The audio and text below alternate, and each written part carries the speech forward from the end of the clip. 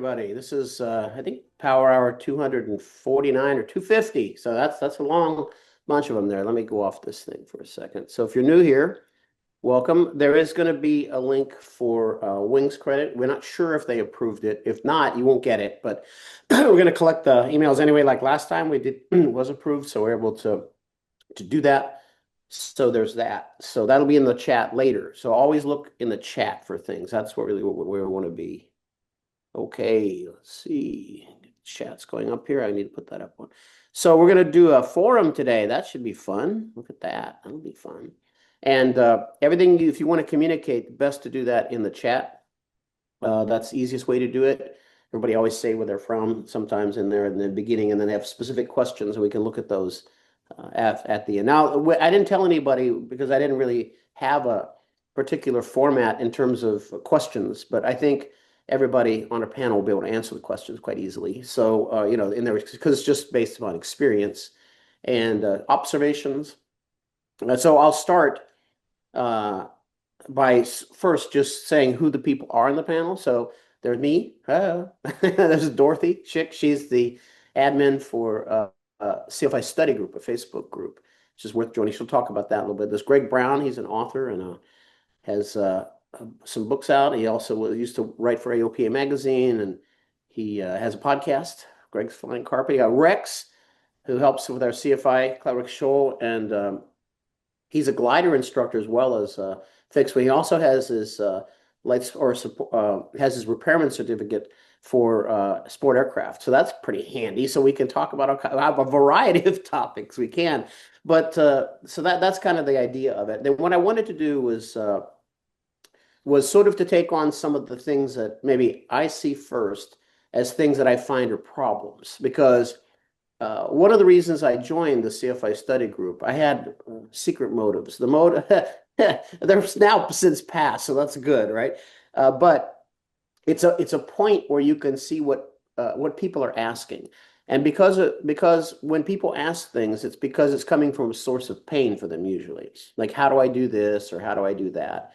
What's this mean or what's that mean? And so after a period of, quite a while of being in there and listening to people and seeing posts, it started occurring to me that there are certain things that in CFI training that are lacking. And also things that are part of the CFI training process that just don't get taught.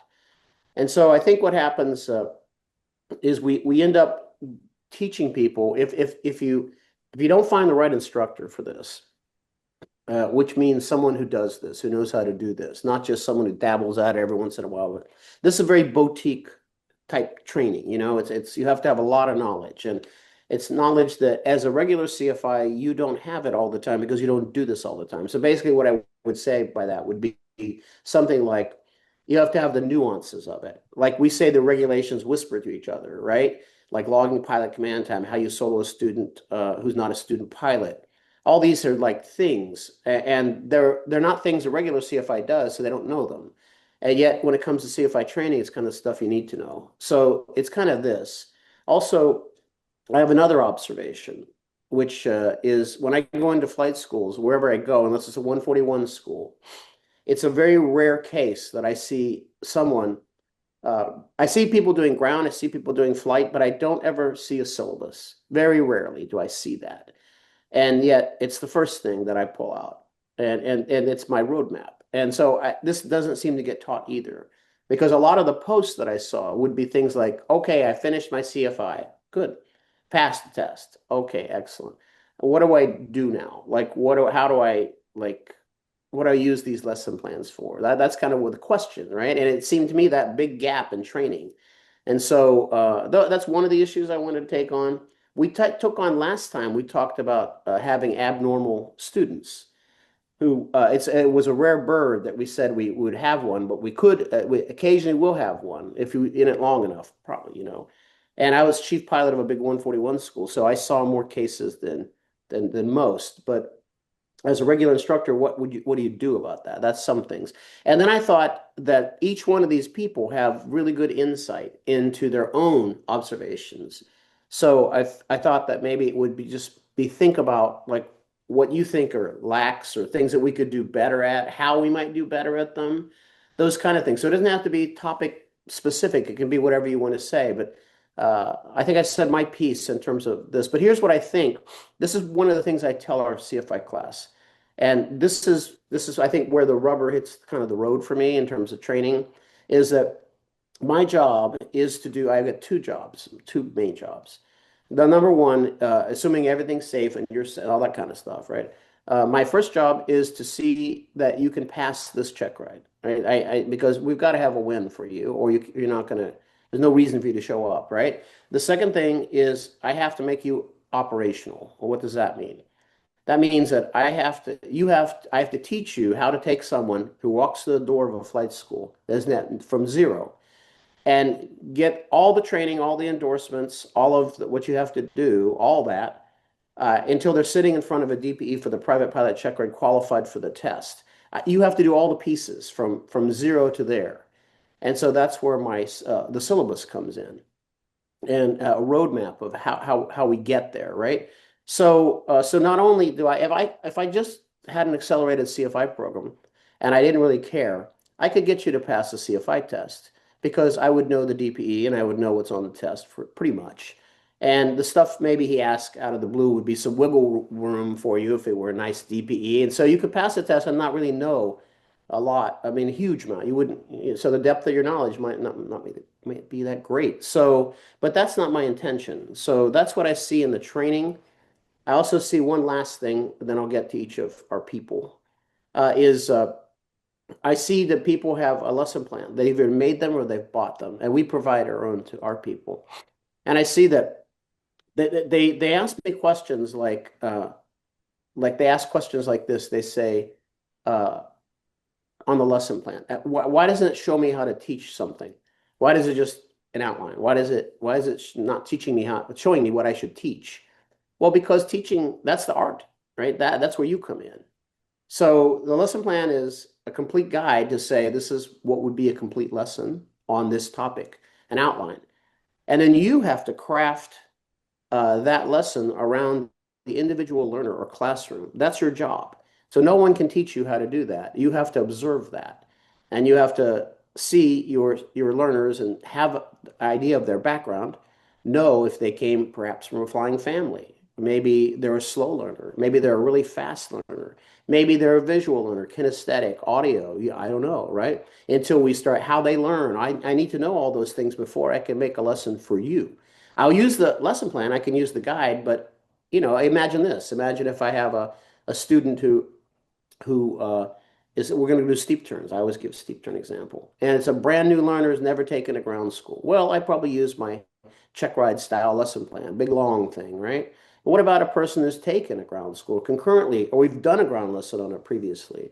Well, my lesson on a steep turn is going to be different. It's going to be a pre-flight briefing. It's just going to be this is how you do it. Any questions? Right? And maybe if it's a flight review, my lesson on steep turns, because I selected it, is going to be to ask you something like this. How long has it been since you've done a steep turn? If they say 30 years, we're probably going to have a little bit of a review. But if they say, oh, last 2 years when I did a flight review, I did them. Okay. So the way which I would approach that and teach you that lesson is going to be different in all those cases. And I think this gets completely lost. And what we get is we see CFIs who are delivering lessons just like it was a check ride, except for in Part 141 schools where we don't let you do that. And we say you've got to do a pre-flight briefing. And that's all you get to do. You don't get to do any ground. You get pre-flight briefing, post-flight briefing, academics takes care of the rest. So that's where I am with where the state of training is. And I think a lot of it just gets diluted. So I don't know. I just asked Dorothy, what do you see? And whatever you want to say about anything. Okay. All right, great. So for my particular part is setting up expectations. So if you're a Part 61 flight school or you're an individual independent CFI at a flying club, you have to set expectations in the very beginning. We might refer to it as onboarding. And that's where you set the tone of what you're expecting from what you're going to give as an instructor and what you're expecting from your learner. Right? And I don't care if it's zero time person or commercial pilot coming to you from another school. Those parts of that is also part of the here's what we're going to do for a syllabus. Here's what we're going to expect you to do. Here's what the costs are if you haven't already gone over that. So it starts right at the very beginning. And I guess what I see is some independent flight instructors just winging it on that. It's like, oh, they didn't know it was going to cost this much, or oh, they didn't understand that we're going to do ground, or oh, how many of us have heard other CFI in training or CFI saying, I never got any ground. Mm. So I mean, literally, like my instructor just jumps up and goes into the airplane. And that's what we do. As we all know, it's a horrible place to have a training session inside of an airplane. So that's where I come from because I was a small business owner, and I really saw the need for and value for my clients of understanding what's going to happen, tell them what's going to happen, you tell them again what's going to happen, and then you ask them to be part um, of that team. Hmm. Okay. And what in terms of your what is like something that you see that doesn't get that in the CFI study group, because you moderate that pretty well. So what are the big things that you think people are really in CFI training are asking? What the things I said, I know that because I saw those. Anything else that you kind of see that we could be doing a better job on or something like that? Sure, sure. So as you said, the questions that come up, the real life questions that come up, like one just came up today from one of the in the CFI study group, and that question was pretty good example of what you see missing in CFI training. What do I mean by that? The question was, let me read it to you. I can get it here. A great question. Hey, I have a question in regard to endorsement. So it's my understanding that if I give my student a 6187N endorsement for their initial solo, that they can solo and practice maneuvers that I train with them. My question is, if I give them the 6193B1 repeated takeoff and landings to a specific airport within 25 nautical miles, can they go practice maneuvers in the practice area too? Mm-hmm. Good question. Good question. It's a thoughtful question. Wait a minute, but read right. So how do we miss that in our training of CFIs? Mm-hmm. Yeah, that's why it's a good. So Dorothy has a CFI study group on Facebook. She's one of the admin there, and it's a good place to ask those kind of questions. And there's people in there who can give the answers. And we always like you to give your references so that it's not just opinion based, right? Oh, I would do this, or I would, or what my instructor did. Those things aren't really that relevant, you know. Okay, that's has experience, little experience behind it, but that's what that is. Okay, let's look at what do I see there? I see Rex. So what do All you right. obviously hear a lot of people. What do you do? What do you see? Yeah, so a couple things. Are we talking primarily to CFI initial? Is that our audience today? It's all It's people. all of them. Okay, great. Yeah. One thing that I really wanted to highlight there was the use of the syllabus. So um, I think Dorothy mentioned it, you mentioned it, so I'm going to mention it as well. But I think the use of the syllabus is imperative. Teaching a student how to use the syllabus, how to use the FAA documents, what is the PHAC, what is the AFH, and I'm probably talking in if you're a student pilot, the Pilot's Handbook of Aeronautical Knowledge, it's an FAA publication. It's kind of general towards everybody. The Airplane Flying Handbook, or the AFH, is kind of specific maneuvers or equipment installed in airplanes that aren't installed in other aircraft, etc. But teaching you what these documents are, where to find them, and then how to source the documents. So it's not just I'm your CFI, I'm next to God. What's the joke? What's the difference between CFI and God? Even God knows he's not a CFI. So anyway, but instead of and the study group and Greg's group, the Greg Brown Student Pilot Pep Talk group, all great groups. And I always like how they go back to the source of the information. It's the administrator, right? The FAA gives us this guidance on how we're supposed to do this and what we're supposed to accomplish. And teaching students, it's not because I say so. I say so, but I say so because I'm referencing this document and I want to go to the document with you as well. And so you can see it, you can read it, and you know that I'm doing my job and I'm doing a satisfactory job for you. I see a lot of that where you get an instructor and they say, oh, well, I did everything my instructor said, but I failed my check ride. I mean, I do a lot of retraining for people like that. And I'm like, well, sorry, they didn't show you the documents, you know. In my personal training, I didn't even know there was a standard, and I saw it was PTS when I took my private pilot, and I saw it, I think the night before my check ride. I was like, yeah, Wow. I was like, wow, here we go. So I think the use of the documents, the standardization, knowing what they are, knowing which ones are important, where they fit, is required.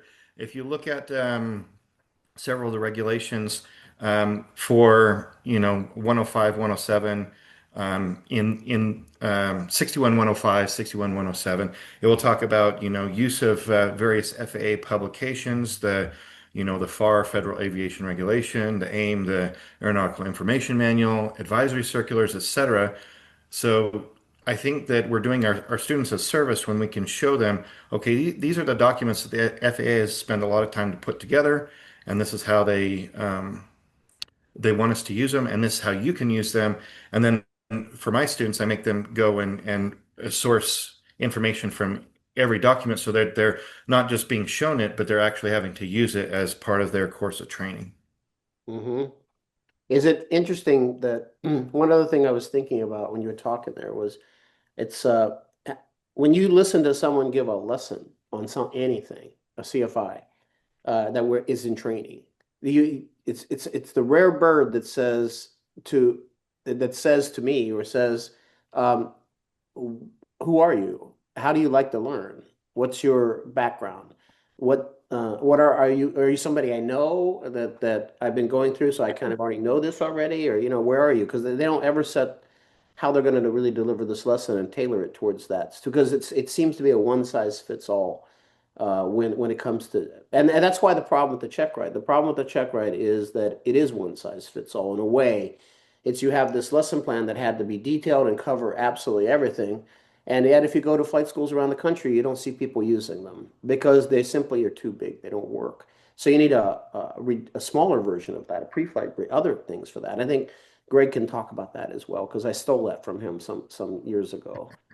Go ahead, whatever you want to talk about, Greg, but that's one of the things I think you'd be good at. Hey, oh, your audio's off. Yep. There you go. We got you. Funny you should say that. Mike, you and I have a lot in common in how we approach this stuff because I just made a note to talk about that, keying off what you've said. There's a few things I want to key off of here on everyone else's good points. Um, we've entered an era where interpersonal communication is diminished. And this is a problem that we face in many parts of society. But the interpersonal communication between you and your student is one thing, and I'll comment on that in a sec here, but also the communication that we have as peers. So all of you who are here today, you're making an effort to get points of view from other people and broaden yourself, get inspiration, and we need that. And we're in a time where a lot of people are working in isolation. And one of the funny things is years and years ago when I wrote the first edition of Savvy Flight Instructor, it's because the first forums had started on AOL and I hosted a couple of them. And I learned so much by asking the questions of people and finding out, because people were all training in different isolated parts of the country and so on. They didn't know anyone else was taking lessons in many cases. And so they didn't have any support network and they didn't have any information mechanism. And I see us going back that way again right now because of the nature of technology and social media. Anyway, so Mike mentioned the one size fits all thing. When you get a new student coming in, you want to ask them a number of questions you want to ask them, hey, what do you plan to do with your flying? You plan to be an airline pilot or you want to take your kids to the lake? You want to fly for business? Because you're going to teach differently the person who wants to be an airline pilot versus the person who wants to fly to the lake. So you got to ask those questions. The other reason that's important is you want them, you don't want them to quietly sit there and learn. You want them to ask you questions when they have them. So you want to open up that line of communications. So asking your students, and then this ties in with what Dorothy said in terms of bringing up things like asking them about if you're in a Part 61 environment, pay as you go. Hey, let's talk about costs a little bit and make sure you got enough money planned for cash flow to finish this thing, right? Some of your students, you might say, you know what? Why don't you wait 3 months, save up a certain amount of money so you won't get interrupted in the middle of your training and you'll save money in the long run and get better training as a result of it. The syllabus thing is really, I agree with everyone that it's critical. And I was really lucky when I first got my CFI. I taught in a 141 school. So I taught by syllabus. It was not an academy. It was still a private operation, a smaller flight school with probably half a dozen airplanes, but we were 141 approved and we used a syllabus. Well, as a new CFI, that was critical for my development. Because once you've taught by the syllabus for a while, then you do develop more flexibility to modify the syllabus to meet the student's needs. But if you've never taught by a syllabus before, you got a problem. So it's absolutely critical as a new CFI, if you're not in an environment where you are required to use a syllabus, that you find one you like and you use it. And yes, you can modify it if you need to, especially if you're outside 141 formal environment, but it gets you on the path of this is the sequence of events that are going to occur. You'll get better lessons, and then you can be more flexible the more experience you have. Another thing I want to mention has to do with the teaching style thing that Mike said. Most of you who are watching today have taught something. You might have taught something in sports. It seems like a fair number of people who come into flying have some background in teaching outdoor activities or medical stuff. But almost everyone has taught something, and you've developed a teaching style if you have. And to me, one of the big flaws in the current CFI preparation materials, as you all know, we're bombarded with these outlines, outlines of everything. And if you're like me, I can't remember my name or where my coffee cup is. I mean, for me, trying to memorize all that crap, excuse the expression, is difficult. Now, I'm not saying it's not important, but I am saying that when it comes down to the actual teaching, it's your game.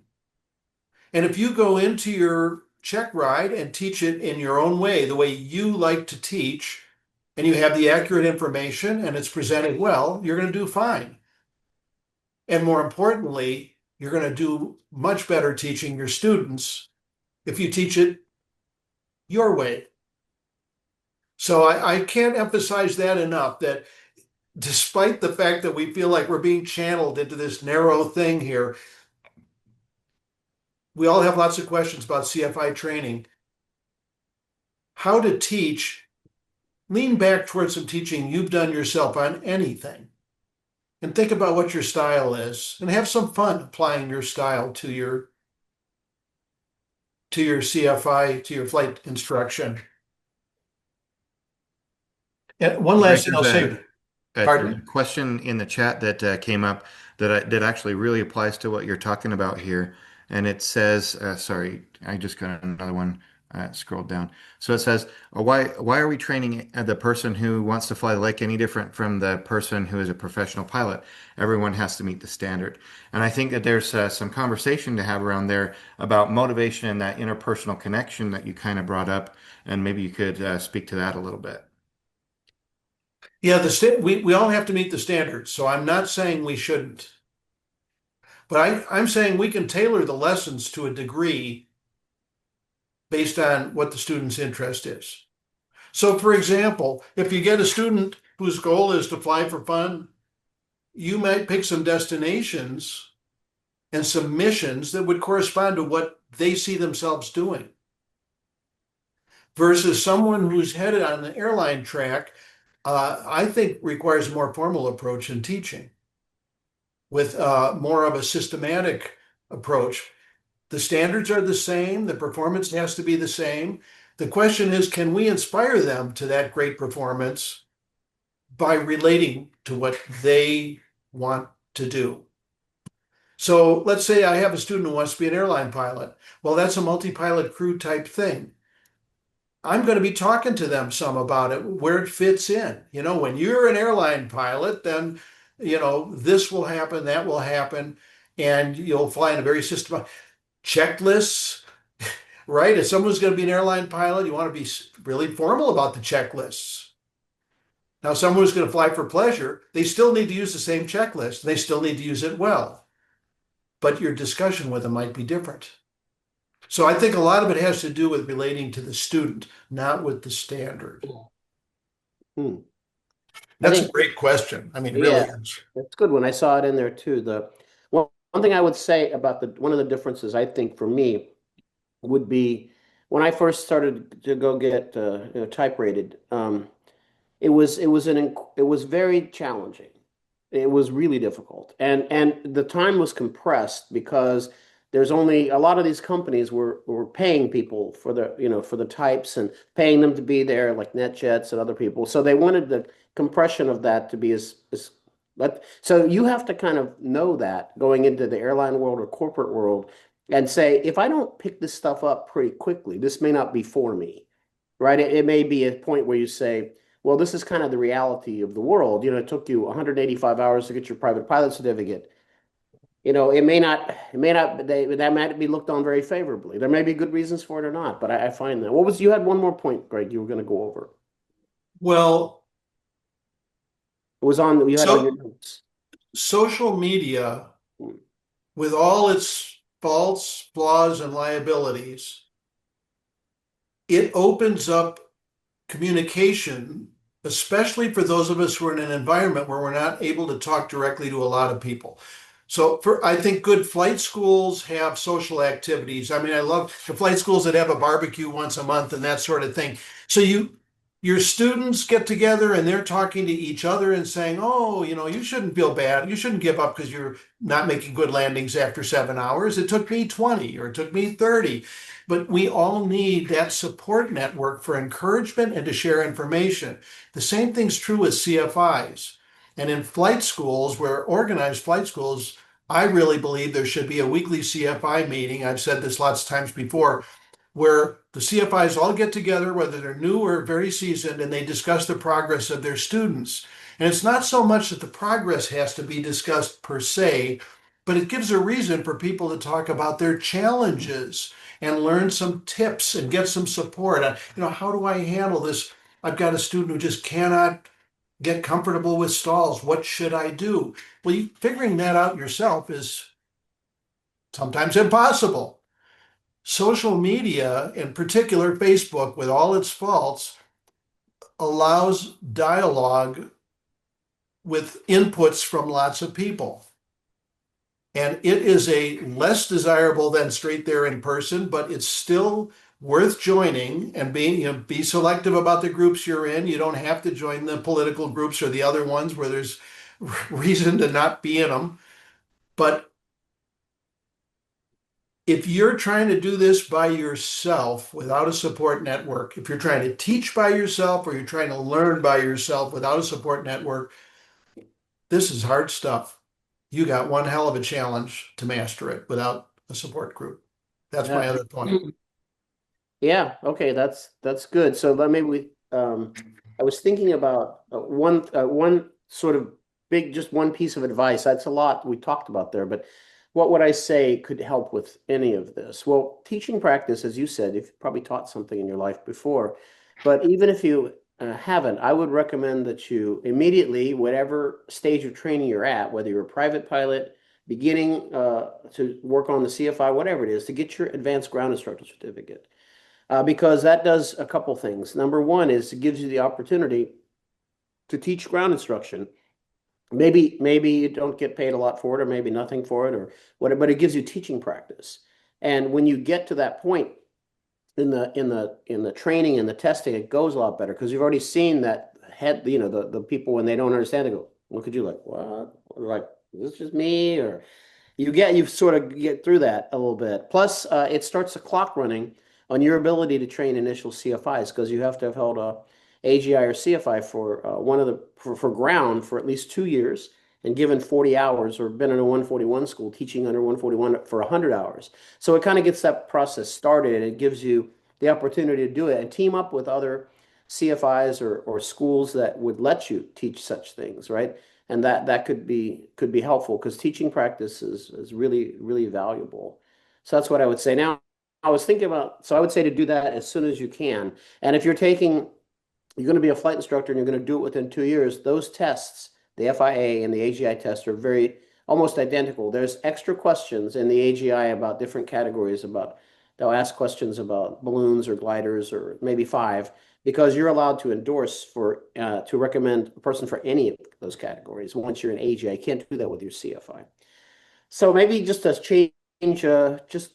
change gears for a second and give the people who aren't CFIs in the room something. So last 2 weeks ago, we had Rod Machado on who did 52 years of teaching landings, and here's what I kind of learned. And he had a lot of really good things to say.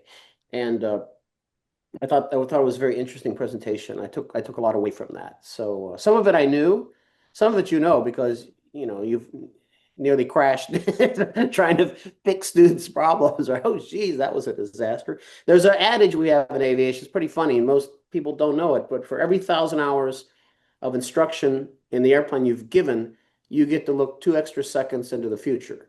Right. So basically you can see the train wreck coming, but in the beginning you don't have 2 seconds. You got no seconds. Right. So yeah, but so most of us can look in the future and go like, well, this is going to not work out too well, probably. Right.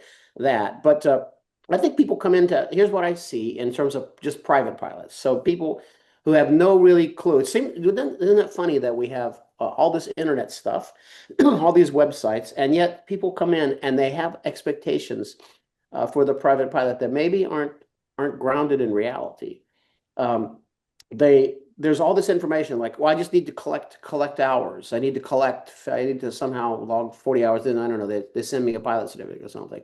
I have people who have said that. I had one girl who come into the school who was 50, and she said that she wanted to fly freight, and she had saved up the money to do training. And would that be realistic that she could fly freight? I said, it's a possibility. I mean, yeah, it's possible. And so she didn't say, and then she said, well, I said, why do you want to do it? Because again, motivation. And she said, well, because they make a lot of money.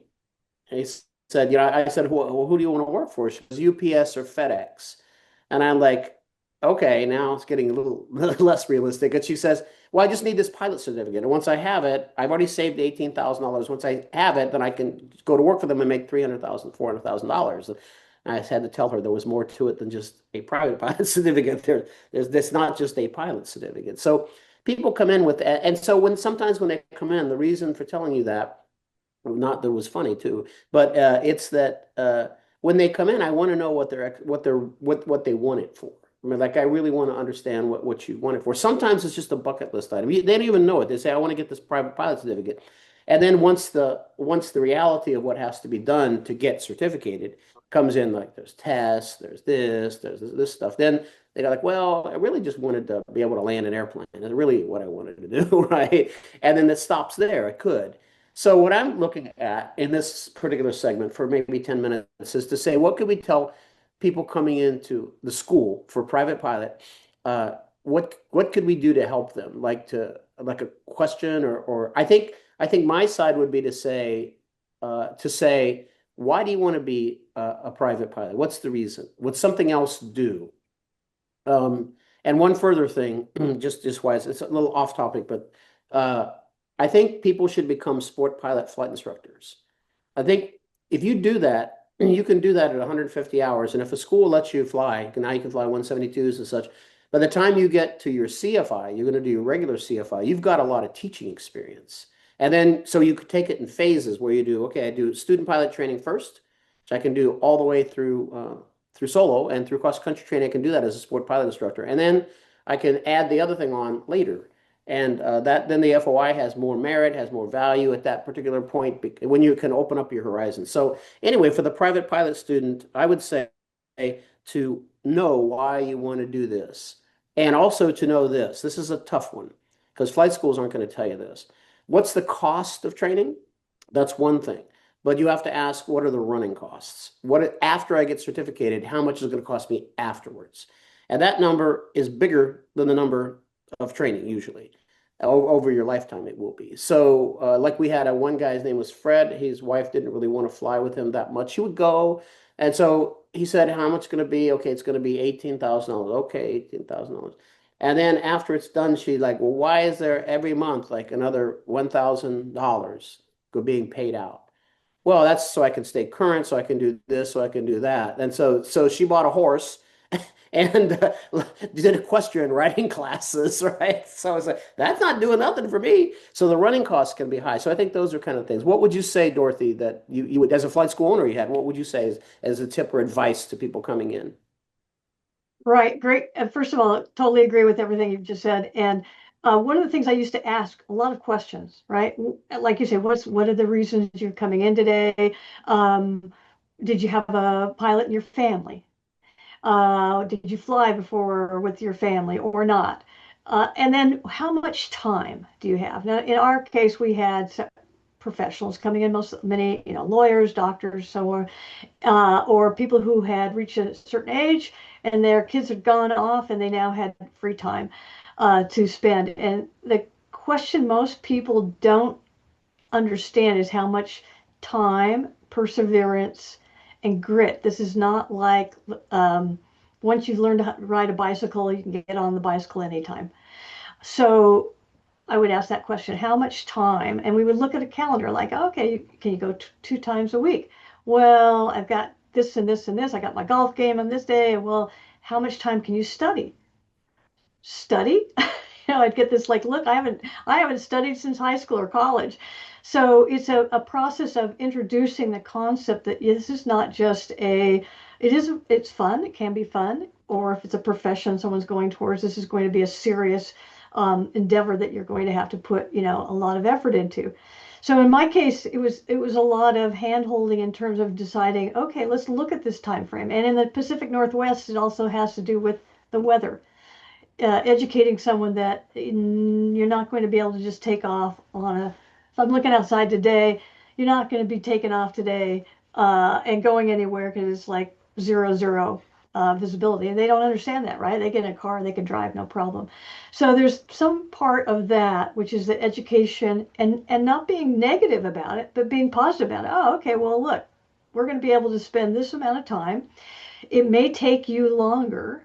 It may not, but it may take you longer to complete your training because it's, you might say, have you studied piano? Did you take piano lessons? Well, what happened when you skipped a piano lesson? Or what happened when you skipped a lesson or your language lesson? If you're not studying it, you're not in it to win it. So those are things that I tried to do to talk about reality of it in a way that would help them understand, hey, we can do this.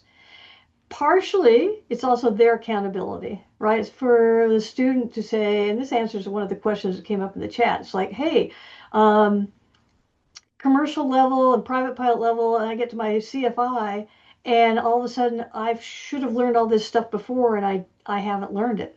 Well, there's a certain amount of accountability that a CFI has to you to teach you this information, but it's also you as a learner being willing and able to dig in and look at the information. So it's a two-way street a little bit. So the instructor needs to be able to not have shortcuts and be able to give you the knowledge, but it's also you have to take that and run with it. Does that make sense? Yep, that's a good one. Yeah, some people put the big thumbs up going across the screen. That's good. All right, Rex, what do you think? I really like what Dorothy said. I call it taking PIC authority of your training, as what I call it. So I really like what she had to say there. And part of that, going just kind of tying us back together, we're kind of go to some correlative knowledge where we're kind of tying things back together. But if we talk about the syllabus and we talk about the documents and we talk about the standardization and we talk about the ACS, showing them how to utilize all those documents, showing them what their progress is, and having that personal accountability of, hey, this is a partnership. I can show up and I can do what I'm supposed to do, and this is kind of my duties and my responsibilities, what I'm supposed to do, and then this is what you're supposed to do. Now, if we don't meet our goal, we don't meet it together. But let's look at, what am I supposed to provide? What are you supposed to provide? If I'm showing up every day and I'm showing up with a lesson plan ready to roll, and my student, hasn't done their homework and stuff like that, we need to sit down, address that with your students and say, hey, you had homework you were going to do. We're not going to be able to meet your goals in time or money if I can't believe this, and you guys all probably have these experiences too, where you'll have a student who's spending $600 a flight or something with you, and they show up and they haven't thought about it since the last time they flew with you, and so having those conversations, like Dorothy's saying, is great. And I think Greg was also talking about this too. This is that interpersonal communication of um, talking about, what is your background? What is your motivation? So talking about someone, and yes, we all have to train them to the standard, but people aren't cookie cutters. We're human, and we need to kind of have that human aspect in the training process of, who's important to you? Why do you want to go fly? Is it important to you to when one of my students, for example, he was going to fly his wife and he wasn't really meeting the standard. And then we kind of talked about, him flying his wife and how important that was and how important that, they didn't leave their kids behind without parents and things like that really got him to kick in and get motivated. So having these kind of interpersonal conversations, discovering who the person is and discovering what motivates them and how you can get them to the standard, as kind of Greg was saying, I think is really important to do. Yeah. What do you think, Greg? Well, I think it's all been said on this wonderfully by everyone. The people, we all have had mentors in life who were someone special to us in some field. Those teachers, that one or two teachers in high school, maybe even that, decades later we look back and say, boy, did that woman or that man do something for me. And to be a great flight instructor is to be like that. I mean, I've been doing this, I'm embarrassed to say, so long that I have flight students that from way back that have retired from the airlines. And to have them come up and say, Greg, I learned some stuff from you 40 years ago or whatever that made me a better pilot or improved my career. So we all want to be that caliber of mentor. And those of us who are older, Mike, I know you're certainly old enough and have been around enough to know what the thrill of realizing that someone you taught, someone you gave a check ride to, whatever, got something lifelong out of that hour or two they spent with you or those hours. And that's all built on developing the communications with your students, being honest with them, having trust, and encouraging them, as Rex said, to be PIC of the process and in the airplane. Mhm. And that's fun. It's fun to do that stuff. If you don't engage with people, it's much harder to give them good training. And frankly, you will get less out of it yourself, not to mention the student suffering. Yeah, there's a question in the chat, and not question, it's a comment, which I think is pretty good. It's from New Mexico. It says, not a CFI, but got my private pilot in July, having worked with two very different schools and 9 different instructors. It says my main instructor had very poor interpersonal skills and slowed my process because of lack of positive feedback and no relationship. I think instructors need to be observed and coached on how to connect with the student. Just having your CFI does not mean you're a good teacher. That does come right into the idea of why do you want to be a CFI? And in 80% of those cases, it's going to be so I can do the next thing. I got my eye on the shiny jet, and this is the fastest way to Jesus right here, right? This is it. This is it. And so that's the way I get there the fastest. And so then sometimes people just don't care.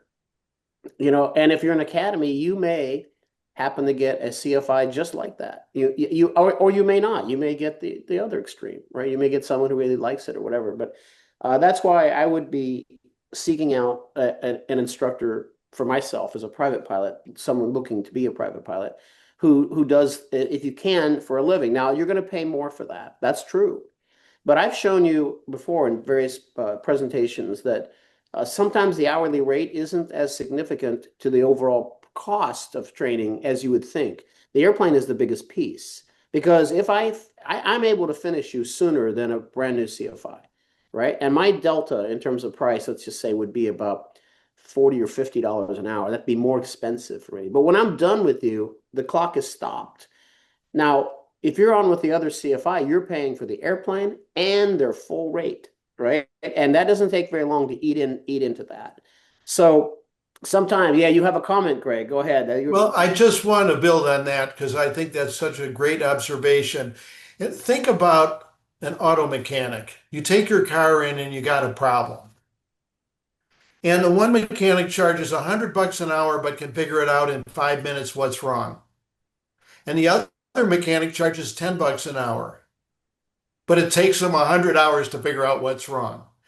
And this is, it's just exactly what you're saying, Mike, phrased in a different way, but it is so true in aviation. It's all about identifying, being able to troubleshoot and then being able to provide for that particular person the tricks or the perspective that will allow them to solve it. So going with the best is never a mistake if you have a good relationship. Now, it should be said, you might find the $10 an hour instructor that's that good. So you got to interview people, and there might be a $100 an hour instructor that you don't get that out of. So you got to do the interviewing as a student. But boy, oh boy, is that true. If you get the experienced person who can, I should say, the one who's a great diagnostician, regardless of experience, and can apply that to your personal situation, wow. Now you got someone who's going to move you through quickly. You're going to learn more. You're going to have more fun, and you're going to feel better about yourself. You bet. Yeah, just so when I was thinking about one, so what's important is you know that you're a good fit for your instructor because as you become with them, even if they're bad, it's really difficult to tell them you don't want to fly with them anymore. It's really difficult. And so then you're in that position where, man, if I would have done this, it would have been a lot easier. So, okay, Dorothy, you wanted to say something. Really, there are just 2 points. One, Mike, that you mentioned is the concept, and Greg and Rex both, is the long-term, wonderful relationships you can make with people. I got an email not too long ago from a guy that I taught. He was in his 20s. He went on to the National Guard, flying F-15s, right? And I get this message, hey, I never realized how much you did for me as a CFI, right? Until I had to be an instructor in the F-15s. I'm like, hey, thanks a lot. I appreciate that. It took years for him to get back to me, but okay, I appreciate that. But again, getting someone coming back in and saying, hey, really appreciate what you did. I didn't realize what was going on. Those kind of messages are so heartwarming, right? We live for those sometimes. I guess if you're a compassionate and loving CFI, you try to do that. The other change I think that we've seen in our industry is how many CFIs a person goes through in many cases to get to where they're going. And Greg's Facebook group, you see that all the time. You see it in the student pilot over 50 group. They've gone through 8 instructors. That's a lot of people to go through. Now, it's not only, sometimes it's good to have that many, but it's also a change in perspective of that each time you go through another instructor, you're spending more time and money. Yep, you betcha. I don't want to run out of time to let you have but we can go on after. But Greg, tell us a little bit about what you do, and then someone would know if that's Flagstaff in the background, and sort of put out your plug for whatever you want there. Not even a plug, but I know you have a lot of irons in the fire. It's good. Well, this is Flagstaff behind me, and a special place to fly out of. You certainly learn about density altitude here since the field elevation is 7,000 feet. Um, but well, some of you will know my book, The Savvy Flight Instructor, and I've written a few books. Turbine Pilot's Flight Manual is what got me started with writing, and we're in the fifth edition of it. And then I also have a GA Adventures book that's a memoir, really, which is Flying Carpet, The Soul of an Airplane. And by the way, that is going out of print. So those of you who are thinking about getting one, you should do it soon. I'm real proud of that book. And then I have a podcast also called Flying Carpet, and it's on all the usual platforms. So I think you'd enjoy that. But something that I think figures into all of what we've just been discussing is this. I've had the pleasure, the joy, and some scares flying myself, my family around, flying for business, with business corporate pilot. I flew airlines for a while, but I've had the pleasure of doing a lot of flying on my own. Mm. And that has made me a far better instructor, I believe, than if I had only been a CFI. And so a message for all of you folks, if you're a person who's been flying for a number of years, you're just now getting your CFI, you're going to be a terrific instructor because you have real world experience and you have inspiration you can share in addition to experience. Got it. If you're a person who's in an academy environment, they have their own set of pluses, right? That you tend to get a quality education there that is truly based on syllabus, and you don't have usually holes in the training, which can happen in Part 61. But you have to go out there and have some fun with this if you want to be a great CFI and if you want to look back at your life later and remember some fun things. So if you're in an environment where you're not getting to do any personal flying, go to somewhere where you can rent a plane, check out, fly somewhere to go skiing, take your girlfriend or your boyfriend flying, team up with your friends to go to a concert in another city, but get out there and do some flying yourself and have some fun. And it'll add to the richness and the quality of your teaching like you won't believe. Great. Dorothy, what did you want to say about anything? Say Facebook study group or anything you want to say? We just got a few minutes left. So Thanks a lot. Rex and I both started CFI study group. Rex has gone on to do a lot of things. And by the way, Rex, can I contact you? I got a friend stuck in Richfield. Sure. Yeah, and he's got some questions. I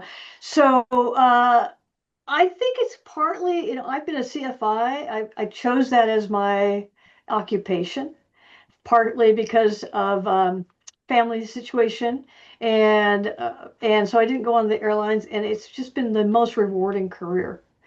It's not for everybody, and starting your own business is not for everybody. But I would highly recommend that if this is a passion you like teaching, that you stay with it. And even if you go on to the airlines or other Part 135, that you do your CFI and you use it because it's the most rewarding career, I think, in my opinion. So that's my motivation statement for all of you out there. Stick with great. it, And enjoy it. join the CFI study group on Facebook. There you go. Rex, we got about a minute for you, and then I Okay. got to close it out. What did you say? All right. What do Yeah, no worries. Yeah. If you're interested in contacting me or talking to me, you can email me. My email is rexthecfi@gmail.com. you can put it in the chat. REXTHECFI. Oh, yeah, I'll do that. Yeah. Um, Anything you want to put in the chat's fine for all of you. We'll keep it Very good. open. Yeah, so I do, oops, I think I got a space in there, but I do tailwheel and backcountry instruction here in Utah, glider instruction, um, that kind of stuff. I'm happy to be here. I'm happy to be on with all these guys. I've spent quite a bit of time with all these guys. They're all really great mentors. Find yourself a good mentor. And I think the kind of the summary that I would say of this whole meeting is about personal relationships. So learn how to be a mentor towards people, learn how to find mentors, learn how to plug yourself into a community and kind of be a part of all of that. That would be my recommendation. That will help you. So we talked about relationships. 80% of people quit before they make it. And so part of what's going to help you keep this, Dorothy mentioned it very well. Thought I wrote it down, but it was like grit, determination, those kind of things. Those personal relationships, that and that personal motivation, and having other people understand you and being able to be there for you in your time of need. That's critical to your success. So make sure that you're building genuine and authentic, deep relationships in your process. Very good. Excellent. All good advice. So, yeah, we're kind of near the end. So, what I'm gonna do is in a second, I will close everything down, and then I'll keep the room open. So anybody who wants to stay around, if you can, if stay around. If you don't want to, that's okay too. And then I can answer some questions for a while. Other people can answer some questions for a while, and just see how that moves on. I wanted to thank Dorothy and Greg Brown and Rex for showing up today. I thought we had a good discussion. I didn't have any particular agenda because it just, and when you have a lot of people with a lot of experience with experience, you really don't need that. You can just speak from what happened to you and what you saw. And Dorothy was a flight school owner. That's good. And Greg, he's got a lot of good experience as an author and wrote a lot of materials. And so, and Rex, I know Rex really well as well. So good. If you want someone to listen to your lessons, he's the guy. He doesn't hold back, what I heard. There's that, right? So, and thank everybody else for showing up. I hope you found it useful. We'll be back again next week. I forgot the topic. I think it's something about becoming a professional pilot. So that would be very interesting to say. What does that mean? That means it's gonna. That means that, what does it mean? It means that we're going to talk about like how to get through training and setting expectations about what your life is going to be like as a professional pilot. So we'll talk about that as well. The good, bad, the ugly, and all of it next week.